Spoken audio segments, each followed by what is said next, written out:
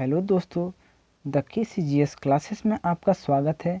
तो आज हम लोग मृदा के बारे में अध्ययन करेंगे। मृदा के प्रकार। सबसे पहले मिट्टी के अध्ययन के विज्ञान को पेडोलॉजी कहते हैं। मिट्टी के अध्ययन के विज्ञान को पेडोलॉजी कहते हैं। मिट्टी के कई प्रकार हैं, जिनमें 4 प्रमुख मिट्टियों के बारे में हम लोग जानकारी प्राप्त करेंगे। सबसे पहला है जलोढ़ मिट्टी, जलोढ़ मृदा। ठीक है, जलोढ़ मिट्टी सर्वाधिक उपजाऊ मिट्टी होती है। यह भारत के लगभग 22% भाग पर फैली हुई है। भारत के लगभग 22% पर जलोढ़ मिट्टी फैली हुई है। इसका निर्माण नदियों द्वारा लाए गए कचरों से होता है। इस मिट्टी में पोटाश की बहुलता होती है। इस मिट्टी में पोटाश की बहुलता होती है। ठीक है, इस मिट्टी में नाइट्रोजन और फास्फोरस की कमी होती है। इस मिट्टी में पोटाश की तो बहुलता होती है, लेकिन नाइट्रोजन, फास्फोरस और ह्यूमस की कमी होती है। जलोढ़ मृदा 2 प्रकार की होती है, बांगर और खादर। पुराने जलोढ़ को बांगर और नए जलोढ़ को खादर कहते हैं। जलोढ़ मृदा 2 तरह की होती है, पहली बांगर और दूसरी खादर।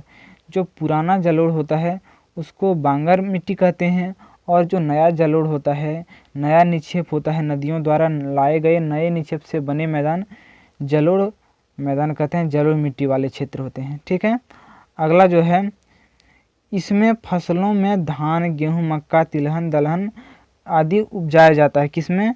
तो जलोढ़ मिट्टी में। ठीक है, अब अगला हम लोग चलेंगे काली मिट्टी के बारे में।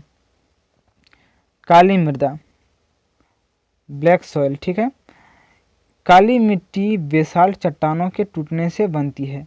काली मिट्टी का निर्माण बेसाल्ट चट्टानों के टूटने से होती है। ठीक है, इस मिट्टी में आयरन, चूना, एल्युमिनियम और मैग्नीशियम की बहुलता होती है। काली मिट्टी में आयरन, चूना, एल्युमिनियम और मैग्नीशियम की बहुलता होती है। टिटेनीफेरस मैग्नेटाइट के कारण इसका रंग काला होता है। काली मृदा का रंग काला होने का कारण क्या है? टिटेनीफेरस मैग्नेटाइट का मौजूद होना।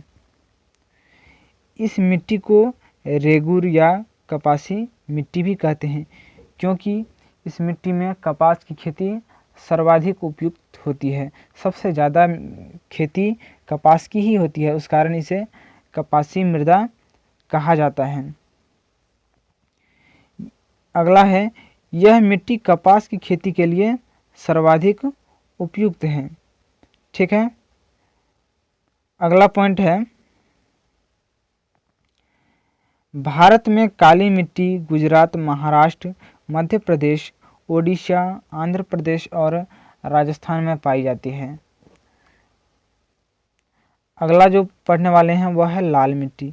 हमारे वीडियो के साथ बने रहिए दोस्तों, हम लोग लाल मिट्टी के बारे में अध्ययन कर रहे हैं। रेड सॉइल, लाल मिट्टी का निर्माण कायांतरित सेलों के विघटन और वियोजन से हुआ है। इस मिट्टी में सिलिकॉन और आयरन की प्रधानता होती है।